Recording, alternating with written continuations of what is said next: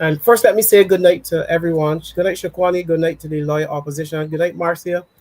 Good night. I have been following these developing issues over a period of time, and there's a pattern. I believe, and somehow when you watch this government, you believe that they are launching an attack on the young, small entrepreneurs or the small man to push them into a position where they don't have to depend on them or the bigger enterprises. Look, Mm-hmm. for instance, when Miss Ram was put out of business or the property there was compulsory acquired, many people didn't say anything, but that was the start of a particular pattern. They went for the Airbnb workers, Airbnb owners. And now today, we're facing another situation which involves entrepreneurs, the taxi men. So I'm saying to persons in Barbados, you have to watch how this government is operating and where their mode of what they are doing in terms of what their type of economics.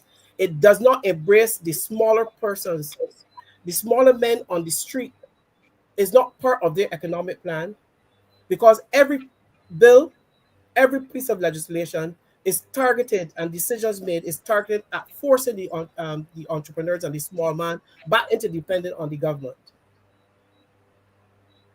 So we have to watch this and we have to make that decision. So some of what we're saying today has been set up already. It's a part of their how they govern. Fuel tax, corporation tax, health levy. What did I leave off? Did we miss anything? The resilience styles. The resilience tax. Number 14.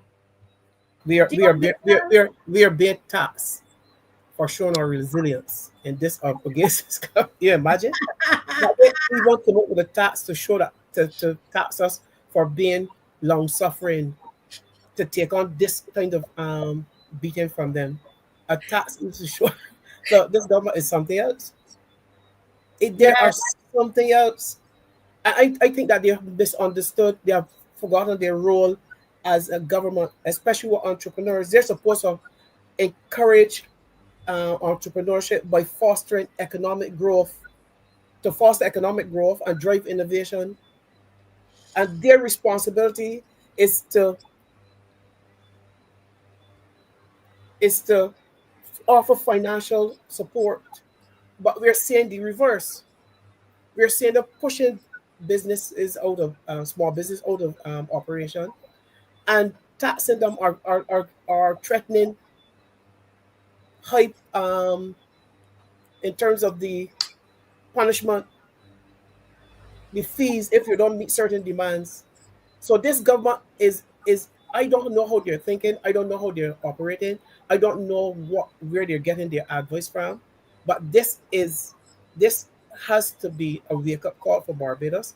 We know that we go there, we march again for once we see these issues being raised, and we ask everybody to come along because yesterday it was Airbnb, today's a taxi. So everybody needs to at this point in time everybody else is on the track. So when marches are organized to bring attention to what the government is doing, everybody should join in because tomorrow you will want some person to stand up and support you in your situation. You know, First Marcy. You know, supporting Marcy. You freight know, car. Marcy. That response, Uber has confirmed that only licensed taxis will operate on its platform when it launches in Barbados next Wednesday. But you know that came after the taxi may raise the issue about private cars. But that it sure says to me that this government had no discussion Consultation. with taxi operators None. None. I before want to know how they're implementing. going to start Wednesday if they never spoke to the taxi operators as yet. Let me see. Today's what day? But Today's Friday. Friday. yeah, Friday. next We're going to yes, see taxi operators. next Wednesday. But listen to this further.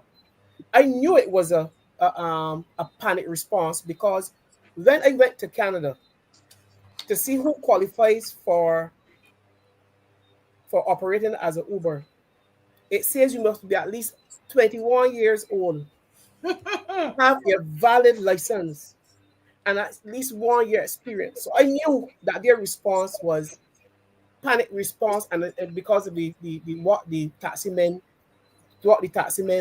raised. But Very all of good the point, body Mr. Babb.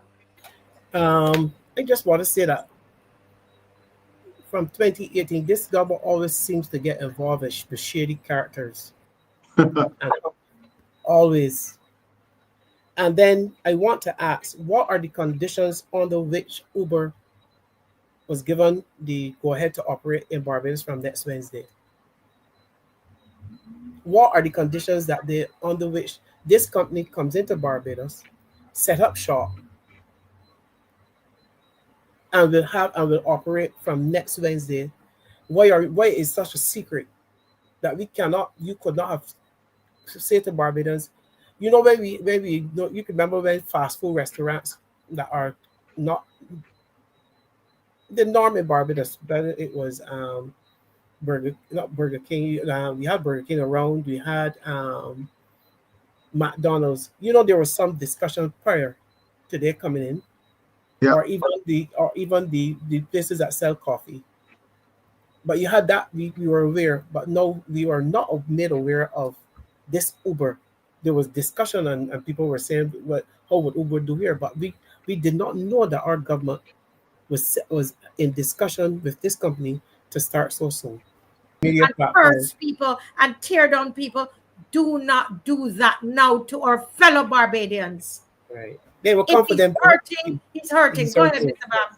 I say eventually the laws will, because when laws and regulations are made in Barbados, it is not us, the opposition, that are only affected. They will feel it as well. But you see, there's some of them who are getting their pockets full, them and their families, and it adds a bit more to the small salary they get in monthly or yearly. So they are paid.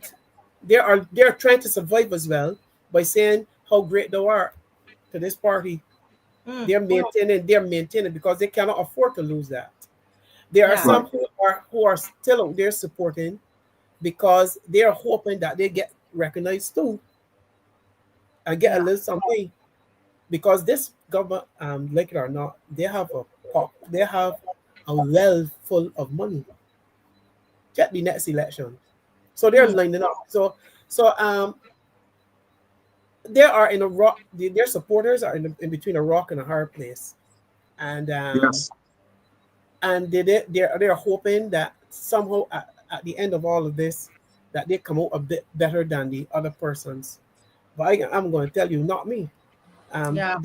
th- this government has done a lot to the majority of Barbadians in a short space of time that is mind-boggling, and we have to get up as a people and tell them that enough. We hire you, Pay a percentage to Uber, Shakwani? That is, I don't understand. I'm asking the question because I don't understand. and Marcia, if you want to get into, whereas in Canada you just need to be 21 years old with a valid driver's license. As a private person who may want to take up the opportunity for Uber coming here and opening its business, and that is a major setup. Where people, you got your apps and you call your drivers. Now you're saying to, when you say Uber is coming here, and probably a young person with a new license would probably want to get here. You're saying to them that they have to be registered to now apply for taxi license to be part of the Uber setup. These people confuse.